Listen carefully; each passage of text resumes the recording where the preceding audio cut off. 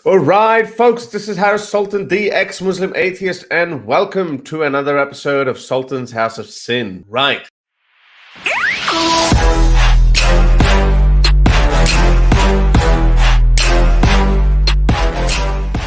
Another horrific, tragic event. I've been speaking about it for many days now, and I've obviously said it before in my past videos that these things are going to happen over and over again unless something is done. Some Western countries are just sitting ducks, absolutely sitting ducks, and they've got no idea what to do, how to deal with this. They have absolutely no idea. And over again, we keep seeing people, especially who've claimed asylum, are the ones who keep coming with these outrageous actions, terrorist actions, to be fair. 3 weeks ago, actually about more than 3 weeks ago, let me show you, there was a video I made. Every French must watch this. And then after that, obviously, there was a Paris attack. He happened to be a Pakistani. You can search Harris Sultan, Paris attack. Who's this Pakistani attacker in Paris? I showed you video clips on that as well. And now what's just happened, an innocent teacher has been killed. His only fault was that he was just teaching his country's rich values of freedom of expression to his pupils. And he's been brutally killed, stabbed to death, and then later beheaded by a thug called Abdullah A. We don't know his last name. Funny thing is, initially, we weren't being told his name or his identity, as in religious identity, so people don't get angry. But I have to admit, I think France kind of knows that there is a problem. I still think they have no idea how to deal with this problem. There are so many. This guy was also apparently I think these guys have been faking their age so they can get their asylum. They can get their asylum fast track. But the good thing is that France is actually taking action against it. Macron has said again, Paris beheading is Islamist terrorist attack. What do we know so far? What we know so far is that this man with a large knife attacked a teacher in a street in the town of Conflans-Saint-Honorine, cutting off his head. A police source said that witnesses had heard the attacker shout, "Allahu Akbar, oh God is the greatest." The attacker then ran off, but local police, alerted by the public, were quickly at the scene. The officers confronted the man in the nearby district of Iragny when they shouted at him to give himself up. He's said to have threatened them. The officers shot him and he died a short time later. The scene is now sealed off as investigation continues. Now, who was the victim? Now, this is really heartbreaking. The victim, a teacher of history and geography, had been talking in class about freedom of expression in connection with the Muhammad cartoons, which caused uproar among some Muslims when Charlie Hebdo published them. The teacher had reportedly advised Muslim students to leave the room if they thought they might be offended. Leave the room. But obviously, some of them didn't. Earlier this month, some Muslim parents had complained to the police about the teacher's decision to use one or more of the cartoons as part of a discussion about Charlie Hebdo trial. French media said, according to my son, he was super nice, super friendly, super kind. A parent from the school, Nordine Chaudet, told the AFP news agency. Reacting to Friday's attack, Charlie Hebdo tweeted, "Intolerance just reached a new threshold and seems to stop at nothing to impose terror in our country. If this motive for the killing is substantiated, it will be deeply shocking to the French," says the BBC's Hugh Schofield in Paris. They will see it as not just a brutal attack, but a brutal attack on a teacher for carrying out his duty to explain. Okay, so what did the teacher show? The cartoon reportedly showed the Prophet Muhammad crouching with a star down on his buttock and the inscription, "A star is born." So a father of a 13-year-old pupil at the secondary school in the middle class told Reuters, Mr. Paddy had told any Muslim students to leave because the cartoon would likely cause offense. Muslims believe that any depiction of the Prophet is blasphemous. Now, one Muslim pupil stayed behind by mistake and later told his parents. They filed a complaint against the teacher and held a meeting with Mr. Paddy, the school principal, and an official from the education authority. Now, Brahim Chinaina, who said his daughter was in the class, branded Mr. Paddy a thug in a video posted on Twitter sometime in the last week, where he asked the community to complain about his behavior. Now, before showing the images, Mr. Paddy asked Muslims to leave the room. Now, this Muslim China guy, he said, what was the message he wanted to send to these children? Why does a history teacher behave this way in front of a 13-year-old? If you want to join forces and say, stop, don't touch our children, then send a message. Where was the teacher touching your children? See, they love to sensationalize things. Blasphemers are also terrorists because they're terrorizing our feelings, And now the teacher is actually giving lesson on freedom of expression to his pupils, to his students, and he's even given a disclaimer that if you're a Muslim, you're likely to get offended. Leave the room. But no, one student accidentally stayed behind. Did he now? And then this guy, one of the parents says, "Stop touching our children," or giving it a like a bit of a sickly and pedophilic kind of a feel to it. Obviously exaggerating it. But anyway, so the 9 people have been arrested, including the parents of a child at the school who had signaled a disagreement with Mr. Paddy's decision to show the cartoon. So that guy has also been arrested. 4 people were initially detained by police over the murder, but 5 new people held for questioning are members of the suspected Islamist socialist circle, including the guy's grandparents, parents, and a 17-year-old brother. Now, this is obviously the murderer. Now, this is the guy. This is the guy who said, "Stop touching our children." He was showing disagreement and said, this guy is sick and blah, blah, blah. That's another photo of teacher Samuel Paddy. Such a disgrace. Now, as I said, people don't know what to do with them. On one hand, we say, okay, we have this obligation to save humans in distress. Now, this guy who committed this latest terrorist act was a Chechen Muslim. He was born in Moscow, though, and then he claimed asylum in France. And I don't understand, why do they come to these countries? Of all the countries, like France, Denmark, the original controversy started from the Danish cartoons. Why do you go to these countries? Why do you go to these countries who don't share your values, who don't respect your prophet? Why? Oh, because they have human rights. That's why you want to go there. Because in Russia, your whole family would disappear if you try to go after the state. That's what would happen to you. That's why you want to countries that you want to come to the countries that respect human rights, and that's how you repay them. I have absolutely no sympathy. I'm losing this sympathy over and over again. I've said it before that the West does not have any obligation towards any other country when their own native countries are unsettled due to war or conflict or what. Yes, it's sad. Yes, we should try to help them as much as we can, but not at the expense of their own safety.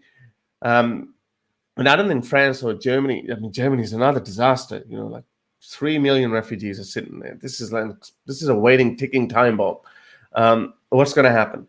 Europe, Douglas Murray's words will haunt people in 50 years' time, that this was the death of Europe. Europe is dying.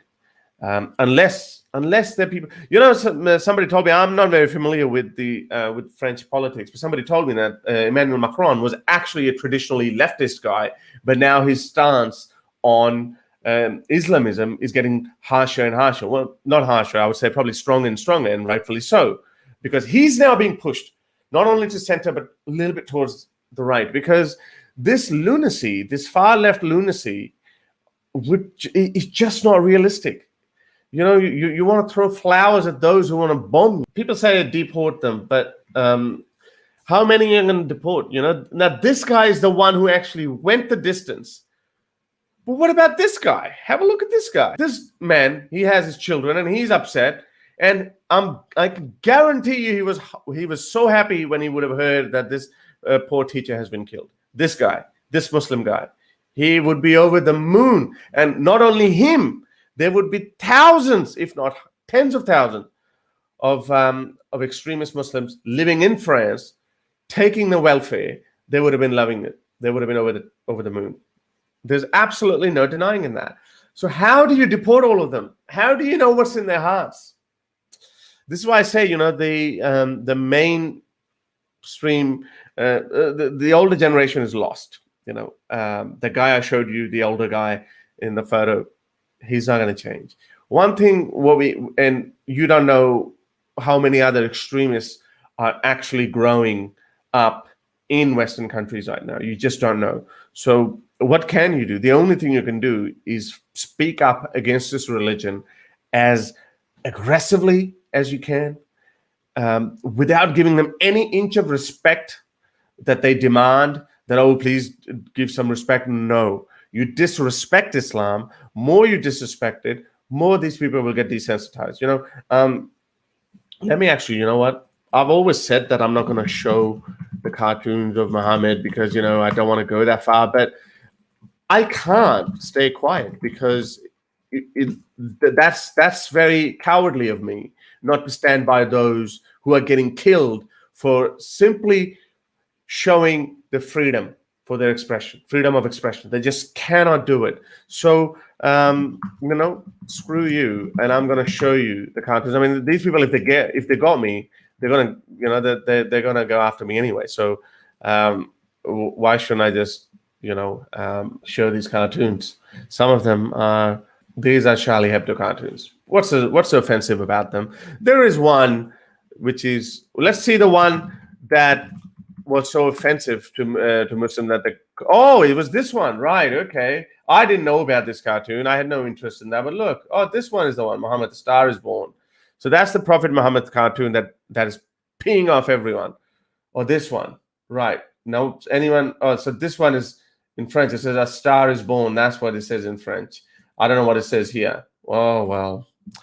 I showed this cartoon because what am I winning by not showing the cartoons?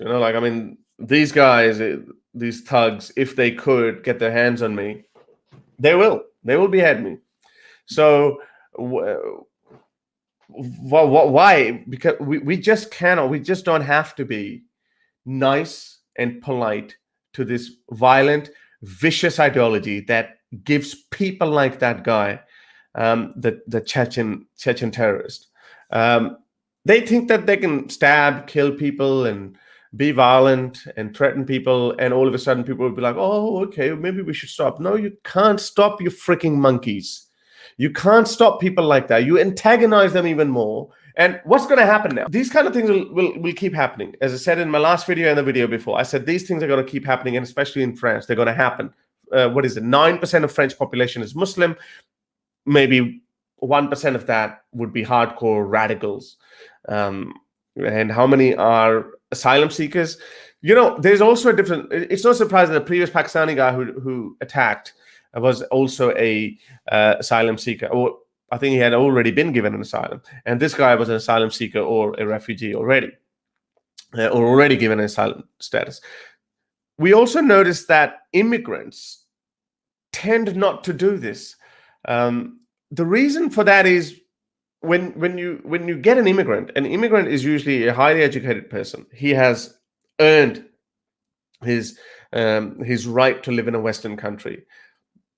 Now, I did see some other. I'll show you some other stats as well. But the asylum seeking. Just imagine, on the other hand, Germany has taken some people say up to 3 million refugees since 2015. 3 million. And statistics are not looking good. These things will keep happening in France. These radicals think that, we've killed one ordinary person who is defenseless. One defenseless person, you've murdered him, and think that, oh yeah, we've won something. No, what these idiots don't realize that they are making ordinary Westerners hate them. They're really making them hate them. The downside is, there's always going to be eventually the modern and somewhat modern progressive Muslims. They will also become radicalized because they will experience racism. They will experience certain limitations on them, which will be brought upon them by Western governments and thanks to these people, because they're not coming out. Where are the Muslims? Where are the modern progressive Muslims? Why are they not coming out and say, yes, arrest these people, deport these people, put them in prison? Where are these people? Why today in Australia, I was just reading, because of the Armenian-Azerbaijan conflict, some Armenian Australians blocked Sydney Harbour Bridge to protest and to draw attention that, look, the country is being bombed by Azerbaijan and some bigger countries like Turkey. People draw attention. Fair enough, do that. Now, where are these modern progressive Muslims? Why are they not protesting against these? But what they do, they say, oh well, he shouldn't have shown the cartoons. Trust me, what happened in the background, we don't know. We can only learn from our experiences. Vidhu Vid's one of our friend. In 2015, when Charlie Hebdo cartoons were published, and then there consequently, 10, 15 people were killed, including from Charlie Hebdo. Vidhu Vid said that he was shocked. He was a Muslim at that time. He was shocked that people were killing people over cartoons. So every modern Muslim he went to, and he said, what do you think about this? Every Muslim said, yeah, it's wrong, but the moment but comes, that means that you are making excuses for it. And that somehow didn't go well with Vidhu, and he ended up leaving Islam. There is no middle ground. I really think there is no middle ground. If you follow in a religion that is so harsh and so totalitarian like Islam, you are bound to say that, but he shouldn't have done that. He shouldn't have shown the cartoon. So this is why it is also going to backfire on Muslims, because a lot of sane people, whether you're Muslim or not, you're going to end up leaving Islam, or if you're not a Muslim, you're going to end up hating Islam, and so you should, because it is that violent ideology that makes it happen. Why didn't the teacher watch the cartoons of Hazrat Muhammad? Was it part of education? No, it was a prank. What do you mean it was a prank? We can show you. Right, okay, I'll just show you again. Are you going to kill me because of this? I am showing this, you Neanderthal. The reason why we're showing you this is you cannot tell us what we cannot do. You cannot tell us what we can't do, and then you can threaten us. Oh, if you don't listen to us, we're going to kill you. You cannot do this. What part of that you can't understand? Why do you think that we have to give in? We have to give up our freedoms just because your little feelings don't get hurt? To help me produce more videos like these, support me on Patreon or PayPal.